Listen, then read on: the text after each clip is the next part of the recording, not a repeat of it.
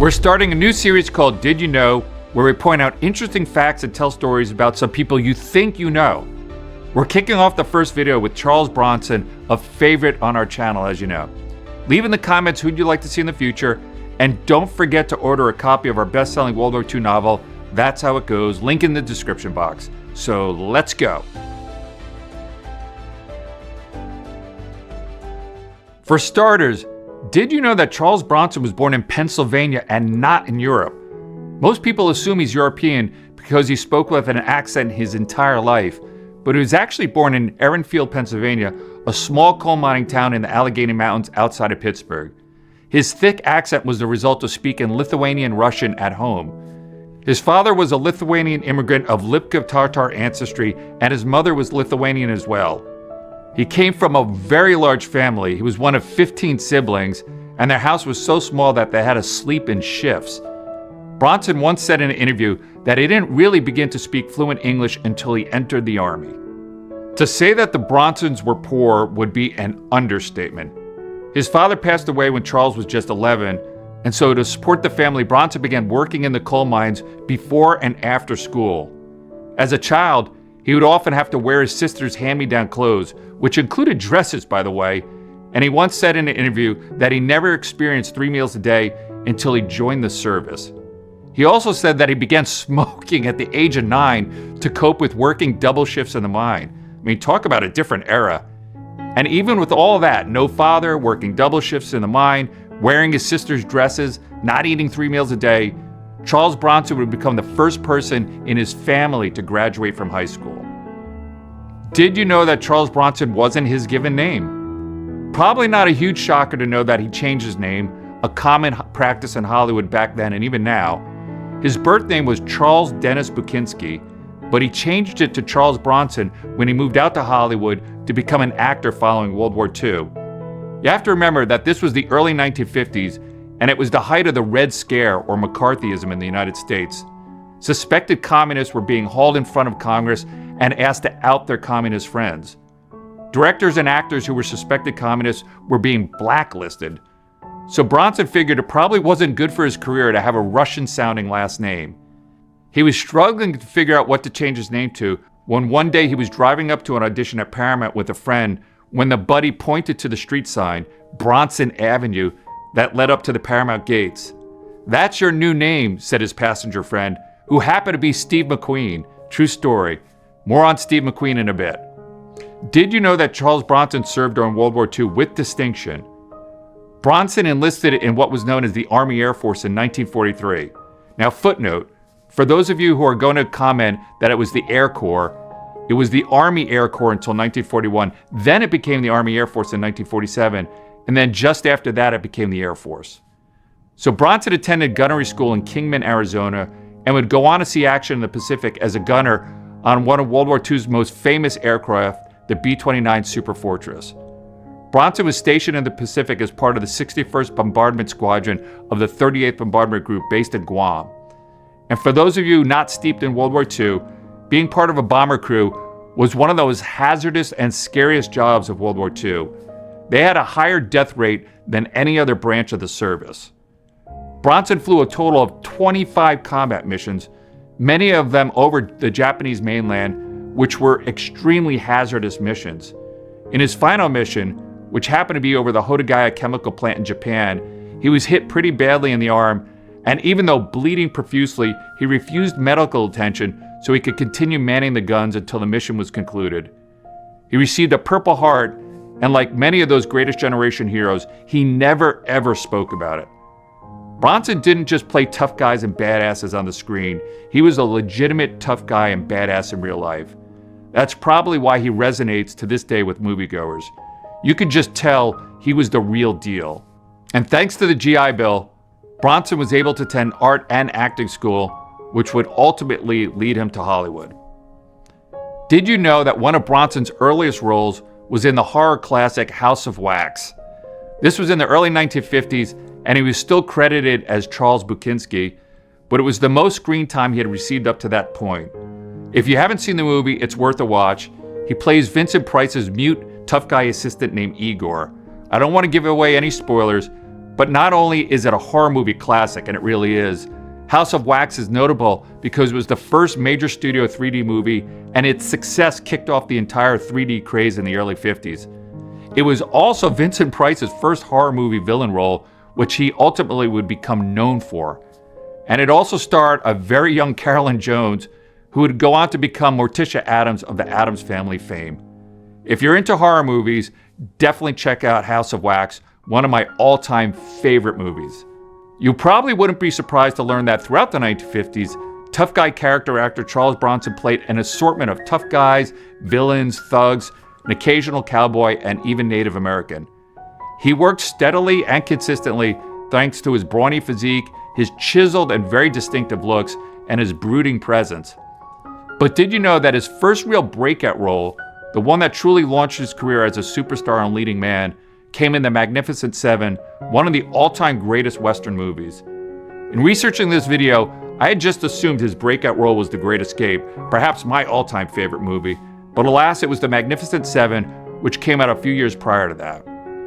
To be sure, though it was an ensemble movie, the lead and star was no doubt Yul Brynner, who at the time was one of the biggest stars on the planet. The Magnificent Seven is nearly as famous for the legendary behind-the-scenes stories about its troubled production as it is for the movie itself. And for his part, Charles Bronson arguably played a more important part off the screen than he did on the screen.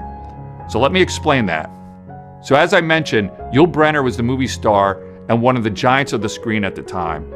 He was a great actor, no doubt, but he was also a persnickety fellow with something of an inflated ego, shockingly.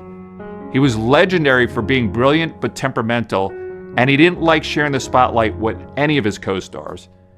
The Magnificent Seven, one of these co-stars happened to be a brash, up-and-coming star named Steve McQueen, who was trying to make the leap from television to the big screen as a legitimate leading man. Well, you could see where this is going. Brynner and McQueen did not get along at all. McQueen only had 7 lines of dialogue in the whole movie, not a lot for one of the leading characters, and so to compensate for his lack of dialogue, he took to doing visual antics while on screen to draw attention away from Brynner and towards himself. This went on for about a week, with Brynner growing more and more frustrated and tension filling the set. It got to the point where Yul Brynner threatened to quit the production if director John Sturges didn't get McQueen under control. So who comes up with the solution to broker the peace? You guessed it, Charles Bronson. He was friends with McQueen and understood his frustration, so he gave McQueen a few of his lines in order to keep him from acting out during Brynner's dialogue. Charles Bronson, badass and peacemaker. Interesting footnote, but years later, McQueen, while he was on his deathbed from cancer, called Brynner to make amends and apologize. Brynner accepted the apology, telling McQueen, "I am the king and you are the prodigal prince." You could actually see Yul Brynner saying that. Amazingly, it wouldn't be the last time Charles Bronson played peacemaker on a movie set, and it wouldn't be the last time he did it on a John Sturges movie. It occurred during the filming of The Great Escape, which in my estimation was Charles Bronson's real breakthrough role, the one that put him on the map as a potential leading man and superstar. If you're familiar with The Great Escape, you'll know the famous scene where Donald Pleasence goes blind and tries to trick Richard Attenborough into thinking he could still see. Well, that scene was suggested by Pleasence, who was an actual POW during World War II. Legend has it that Pleasence offered some gentle suggestion to director Sturges, who is rumored to have said to the mild-mannered Pleasence that you stick to acting and I'll do the directing. At this point, co-star James Garner, also a World War II hero by the way, interjected that Pleasence was a POW and maybe Sturges should listen to him. Suffice to say, they did the scene the way Pleasence suggested, and the next day Pleasence noticed Sturges and Bronson in an animated conversation. "What was that all about?" Pleasence asked Bronson. "Well, let's just say our director will be more open to your suggestions in the future," smiled Bronson. I just love that story. It shows how these World War II heroes stuck together even while on movie sets. Did you know that it was while on the set of The Great Escape that Bronson met his second wife and the love of his life, Jill Ireland, who happened to be married to Great Escape co-star David McCallum at the time? Legend has it that Bronson was smitten with the beautiful Ireland the second he laid eyes on her, and approached McCallum, who he had never met before, and informed him he was going to steal his wife. There's no way to know if they said that jokingly or seriously, but several years later, Bronson and Ireland would be married. so there was definitely something to it. Now, before you comment about Bronson being a homewrecker and a heel, Ireland would insist that her marriage to McCallum was already coming to an end and that she and Bronson weren't a couple until after their divorce. Who knows what really happened, but it's important to note that David McCallum actually attended their wedding, so there couldn't have been that hard of feelings. So most of you know that Charles Bronson's signature role was as pacifist turned vigilante Paul Kersey in the Death Wish series of movies based on the novel of the same name. I think the Death Wish series really cemented his legacy as a Hollywood icon, and in some ways ushered in the era of vigilante movies that we still see today with the John Wick series and the like. Death Wish was never critically acclaimed, but it did well enough at the box office to merit 5 movies, plus a remake with Bruce Willis. But did you know that Charles Bronson was not the first choice to play Paul Kersey? The director Michael Winner first approached none other than Henry Fonda, who rightfully and thankfully turned it down, saying the subject matter was repulsive, which is a very Henry Fonda thing to say. Honestly, I couldn't think of someone more poorly suited to play Paul Kersey than Henry Fonda. When Winner approached Bronson with the script, Bronson was quick to agree to take it on, telling the director he'd like to do it. "You'd like to make the movie?" Winner asked him, making sure they were on the same page. "No, I'd like to shoot muggers," deadpanned Bronson, which he probably meant. Winner was never sure if he was joking or not, and neither am I. Like I mentioned, the Death Wish series cemented not only Bronson's legacy, but also his leading man status and box office gold. Did you know that he was the most bankable movie star in the 1970s? He might not have been the critics' cup of tea or the Academy Awards, but moviegoers flocked to Charles Bronson's films, and he grossed more ticket sales than any other actor throughout the 1970s. It didn't hurt that he turned out an extraordinary 24 movies in the 1970s, which meant that you saw him on the average more than 2 times a year. Bronson once explained that he kept himself busy during the 1970s in part because he feared being poor again. To that point, there's a really poignant story from the mid-1960s with Bronson and Kurt Russell, who at the time was the 12-year-old star of the TV show The Travels of Jamie McPheeters. The show only lasted 1 year, and midway through the season, they brought in Charles Bronson as a regular to give it a boost. So the story goes that Russell was a huge fan of Bronson's from The Great Escape and The Magnificent Seven, and he was excited to be working with one of his idols. Russell found out that Bronson's birthday was coming up, so he surprised him with a gift, a remote-controlled model airplane, which back in that day was probably a pretty fancy and rare gift. When he presented it to Bronson, the legendary tough guy just stared at it and walked away. Russell was heartbroken, thinking that somehow he had offended Bronson. Later that day, Bronson stopped by Russell's trailer and explained himself. "Sorry I acted that way," Bronson told Russell. "I grew up poor, and nobody had ever given me a gift before." Bronson then presented Russell with a gift of his own, matching skateboards, and they spent all their free time skating together all over the MGM lot. I just love that story.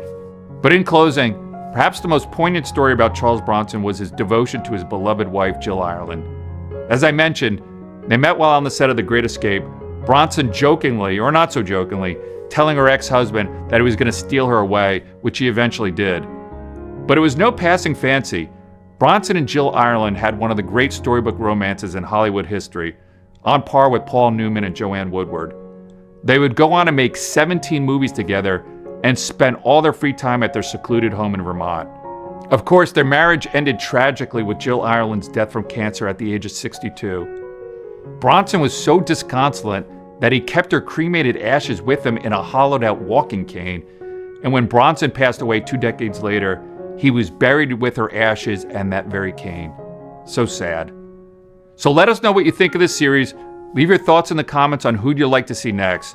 And if you haven't yet, order our best-selling World War II novel, That's How It Goes. Till next time, I'm Nick Ragone.